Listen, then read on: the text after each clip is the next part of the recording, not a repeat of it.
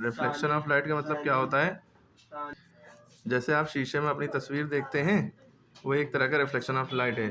ठीक है, अब देखिए हम हम बहुत सारे सोर्सेज ऑफ लाइट हमारे चारों तरफ ऑब्जर्व करते हैं, जिसमें से कुछ सोर्सेज ल्यूमिनस होते हैं, कुछ नॉन ल्यूमिनस भी चीज़ें होती हैं। कुछ अपने अंदर से लाइट प्रोड्यूस करते हैं, अपनी खुद की लाइट, उन्हें ल्यूमिनस सोर्सेज कहते हैं। जैसे बल्ब की अपनी खुद की लाइट होती है, तो ये ल्यूमिनस सोर्स है। ठीक है, समझ में आई बात। और कैंडल की अपनी लाइट होती है, तो ये ल्यूमिनस सोर्स है। कुछ sources reflect the light falling on them, these are known as non luminous. जिनकी अपनी लाइट नहीं होती है, जो अपने अंदर से लाइट नहीं निकालते, इनके ऊपर लाइट रिफ्लेक्ट करती है, तो वो रिफ्लेक्ट करते हैं बस लाइट को, ये समझ लिए, तो नॉन ल्यूमिनस है। ठीक है, जैसे सन और बल्ब, ये ल्यूमिनस है, लेकिन सन नेचुरल सोर्स ऑफ लाइट है और बल्ब आर्टिफिशियल या man made source of light है, ये भी याद रखिएगा। ठीक है, जबकि मून जो है, आप सोचते हैं क्या मून भी चमकता है, मून में भी तो रोशनी है, वो मून की अपनी रोशनी नहीं होती है, वो सन की रोशनी को रिफ्लेक्ट करता है। सूरज की रोशनी इसके ऊपर पड़ती है तो वो चमकता है। मून एक पत्थरी की तरह है, जैसे चांद मून मतलब चारों, उसके ऊपर पहाड़ हैं, ज़मीन है, सब कुछ रेत है, इस तरह की चीज़ें हैं, तो वो मून है। ठीक है, जैसे हमारी अर्थ है, वैसे ही अर्थ से ही शायद टूटा है मून, तो वो मून एक ऑब्जेक्ट है जिसमें से लाइट नहीं निकलती, सन से ही लाइट निकलती है, उसके ऊपर रिफ्लेक्ट होती है, वो हमें दिखाई देता है। ठीक है, तो हम चीज़ें देख पाते हैं क्योंकि उनके ऊपर लाइट पड़ती है। जैसे आप बंद कमरे में हो और लाइट बंद कर दी, बिल्कुल अंधेरा कर दी, कुछ नहीं दिखाई दी, जैसे ही हम स्विच ऑन करते हैं तो लाइट चीज़ों पे पड़ती है, इसलिए चीज़ें हमें दिखती हैं। लाइट चीज़ों पे पड़ के हमारी आंखों में आती है, बाउंस बैक होती है, इसीलिए दिखती हैं। तो इसी प्रोसेस को रिफ्लेक्शन कहते हैं। The bouncing back of light by object is known as reflection. Bouncing back of light, light का बाउंस बैक होना। ठीक है, अब इसमें ऑब्जेक्ट भी कई तरह के होते हैं। एक होता है ओपेक ऑब्जेक्ट, ट्रांसपेरेंट और ट्रांसल्यूसेंट ऑब्जेक्ट। ओपेक ऑब्जेक्ट जैसे दीवार है, या आप इंसान है, जैसे मेरा हाथ है, अब हमने हाथ आगे कर दिया, क्या पीछे दिख रहा है? पीछे का दिख रहा है? नहीं दिख रहा। तो मतलब ओपेक ऑब्जेक्ट जिसे कहते हैं, तो क्या करते हैं, observe some amount of light falling on them and reflect the remaining light. These example of object, paper हो गया, सिरेमिक हो गया, सब प्लास्टिक हो गया। और ट्रांसपेरेंट ऑब्जेक्ट, ये लेकिन हमें लगता है प्लास्टिक, कुछ प्लास्टिक, जैसे प्लास्टिक की कुर्सी हो गई, जिसके आर पास लाइट ना जाए, यानी जिसके पीछे कुछ रखा हो आप दिखाई ना दे, तो वो ओपेक ऑब्जेक्ट है। ट्रांसपेरेंट ऑब्जेक्ट जिसके आर पार दिखाई दे, जैसे शीशा होता है ना, उसके आर पार दिखाई देता है, अलमारी का। ठीक है, that allow the light to pass through them. इसमें ये याद रखना है कि इसमें वो ऑब्जेक्ट जो लाइट को अपने अंदर पास होने दे। ठीक है, और वो जो ज़रा सा रिफ्लेक्शन करे या no amount of light reflect करे, उसे ट्रांसपेरेंट कहते हैं। ट्रांसल्यूसेंट कहते हैं जिसमें आधी लाइट अंदर जाए, आधी ना जाए। Translucent object allows some light to pass through them while block some of the light, कुछ लाइट को ब्लॉक कर दे। जैसे शीशा लिया, उसके ऊपर तेल लगा दिए, आधी लाइट अंदर जाएगी, आधा धुंधला दिखने लगेगा, ब्लरी, उसे ट्रांसल्यूसेंट ऑब्जेक्ट कहते हैं। अब reflective object have shiny as well as polish surface which reflects most of the light falling on them. बहुत सी लाइट रिफ्लेक्ट करते हैं, सिल्वर की पॉलिश किसी चीज़ पे है, ठीक है, इन्हें कोई भी चमकती हुई चीज़ है, ठीक है, तो चीज़ रिफ्लेक्ट कर रही चीज़ है। ठीक है, ओके। रेगुलर डिफ्यूज रिफ्लेक्शन क्या होता है, जो स्मूथ सरफेस होती है, जैसे steel plate, glasses, mirror and polish metal surfaces reflect light in one direction, therefore it is known as regular reflection. But the surface that regularly we see around us are seldom smooth. ठीक है, therefore the beam of light is reflected in the all possible direction. जिसमें जैसे ये page ही है, ये smooth आपको लग रहा है, लेकिन ये स्मूथ नहीं है रियल में। लाइट इधर भी रिफ्लेक्ट हो रही है, इधर इधर रिफ्लेक्ट हो रही है, पेंसिल पे लाइट पड़ रही है, इधर उधर रिफ्लेक्ट हो रही है। ठीक है, लेकिन शीशे में लाइट पड़ती है, हम अपनी शक्ल देख पाते हैं, क्योंकि वो रेगुलर रिफ्लेक्शन होता है, जिसमें हमें चीज़ें अपनी चीज़ दिखाई दे, अपनी परछाई दिखाई दे, अपनी वो शेडो दिखाई दे, क्या कहेंगे यार इसको। इरेगुलर रिफ्लेक्शन को हम कहते हैं डिफ्यूज रिफ्लेक्शन। ठीक है, due to diffuse reflection we are prevented from glare. ठीक है, और that diffuse reflection help us in many possible veg.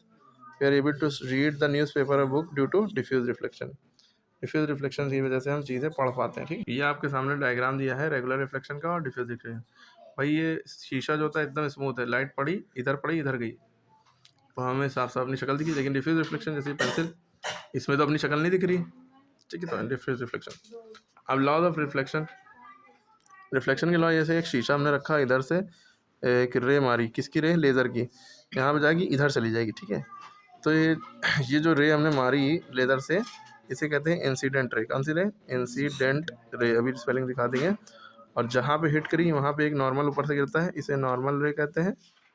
और जो इधर ये जा रही है, इसे रिफ्लेक्टेड रे कहते हैं। क्या कहते हैं, रिफ्लेक्टेड रे। तीन तरह की रे होगी, जैसे ये आपको दिख रहा है, ये इंसिडेंट रे, ये रिफ्लेक्टेड है, और ये जहाँ पे हिट करी थी वहाँ पे नॉर्मल। तो ये पहला लॉ यही होता है, incident ray normal ray reflected lie on the same plane. दूसरा लॉ ये होता है कि इंसिडेंट रे और ये नॉर्मल रे के बीच में जो एंगल बनता है इसे एंगल ऑफ इंसिडेंस कहते हैं, और रिफ्लेक्टेड रे और नॉर्मल रे के बीच में जो एंगल बनता है एंगल ऑफ रिफ्लेक्शन कहते हैं। ठीक है, ये दोनों एंगल बराबर होते हैं। दूसरा लॉ ये होता है। लॉ ऑफ रिफ्लेक्शन में ये बातें हमने बताई है नीचे। एक चीज़ होती है लेटरल इन्वर्जन। जब आप अपना शीशे में हाथ सीधा खड़ा करेंगे तो आपको लगेगा उल्टा हाथ खड़ा है। ठीक है, तो लेफ्ट का राइट कर देता है, ये चीज़ लेटरल इन्वर्जन कहलाती है। ठीक है, यहाँ पे लिखा है the change of interchange of right with left and vice versa is known as lateral inversion.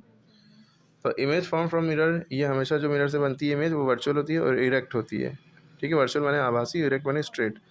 The image laterally inverted, left का राइट का लेफ्ट होता है। ठीक है, और distance of image equal to distance of object, जितना दूर image object होगा इमेज से उतना ही मिरर के अंदर हमें यहाँ पे इमेज दिखाई देगी। ठीक है, size of the image is equal to size of object. जो हम घर में देखते हैं दोनों की साइज, हमारा हाइट बढ़ती थोड़ी ना इमेज, कुछ मिरर और शीशे अलग होते हैं।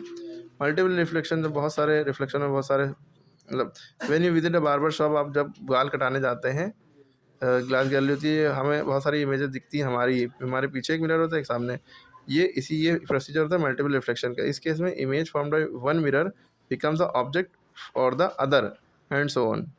If the mirrors opposing each other kept perfectly parallel to each other, the number of images formed will be infinite. अगर एक मिरर ये है एकदम इसमें पैरेलल रख देंगे, यहाँ से भी यहाँ से सब जगह से डिस्टेंस बराबर, तो इनफाइनाइट इमेजेस बनेंगी। इसके अंदर इसके अंदर इसके अंदर इमेजेस बनती चली जाएंगी। ठीक है, ये लेकिन प्रैक्टिकली इम्पॉसिबल है, एकदम परफेक्ट और पैरेलल हम नहीं रख सकते because of the defect of manufacturing glass. और ग्लास भी मैन्युफैक्चरिंग डिफेक्ट उसमें होता है। Surface on which mirror are place, जिसमें हम मिरर रखते हैं। The number of images form by mirror can be relation, इसका रिलेशन ये है, नंबर ऑफ इमेजेस कितनी बनेगी ये कैसे पता लगेगा, 360 अपॉन थीटा किस एंगल में रखा है, -1। ठीक है, यूजेस ऑफ मिरर की बात करें, we use our face in mirror while combing और वाइल मेकअप। इन सब टाइम पे हम फेस को मेकअप वेकअप करती हैं औरतें तो मिरर देखती हैं। Large reflector use outdoor shooting. ठीक है, व्हीकल्स में भी कॉन्वेक्स में, जो गाड़ी चला रहे हैं साइड में मिरर लगा होता है, ये कॉन्वेक्स मिरर मिरर होता है। और जो शेविंग मिरर होता है वो कॉनकेव मिरर होता है। तो ये real side of the road को देखने के लिए होता है। तो कॉन्वेक्स मिरर क्या कैसी इमेज बनाता है, डिमिनिश्ड, छोटी इमेज है। देखिए जैसे कि मिरर में एक ट्रक भी दिख रहा है, कार भी दिख रही है, सब पीछे दिख रहा है, तो डिमिनिश यानी छोटा कर देता है। फिर भी इरेक्ट इमेज रहती है, ट्रैफिक पीछे का पूरा दिख जाता है। Multiple reflection mirror utilize making periscope, periscope बनाने में यूज होता है, जो एक डिवाइस है जो सेलर बोट को, सबमरीन को सेल करने में इस्तेमाल करते हैं। तो आपने अभी ये चीज़ें पढ़ी भाई, ट्रांसलेशन ऑब्जेक्ट जिनके आर पर धुंधली आधी लाइट जाए आधी ना जाए, रिफ्लेक्ट हो जाए। ठीक है, ओपेक ऑब्जेक्ट जिनके आर पर लाइट ही ना जाए। ये टाइप्स ऑफ ऑब्जेक्ट है on the basis of transmittance of light. Transmittance object जिसके आर पर पूरी लाइट चली जाए, यानी कि पीछे की चीज़ दिखे जो पीछे। रिफ्लेक्टिव प्लेन मिरर और स्फेरिकल मिरर, ये मिरर के बारे में पढ़ा। ठीक है, स्फेरिकल मिरर कॉनकेव और कॉन्वेक्स दो तरह के होते हैं। ये सारी चीज़ें आपने देखी।